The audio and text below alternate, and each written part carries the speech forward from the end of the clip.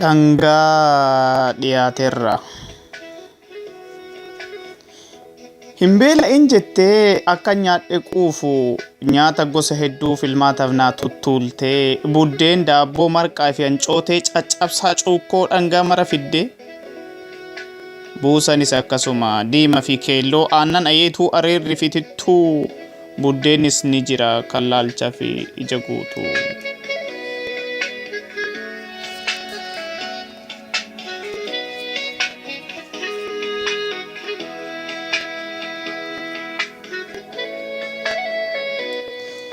Egaa kana mara nyaataaf dhiyeessitee si maaltu si dhibee natti daangessitee kan qaama koof ta'u natti adda baafata kan qalbiin na feete na keessa filata ati maal si dhibeeti kana qofa jetta silaayyuu na dharraasisuuf malee nyaataaf na jalan tuulle daandiin jira jettee akkan irra hin deemne tuutan qoreessite nyaata mana guute qooqa na bulchite agabuun na miite.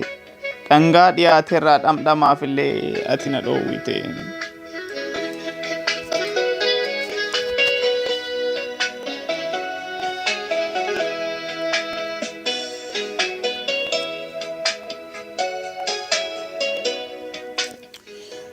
Yoo dhugaan naaf yaaddee dhangicha naaf fidde akkam beela bu'uuf yoo qaraa dhiyeessite siifan fila jettee ofii hin marqinii.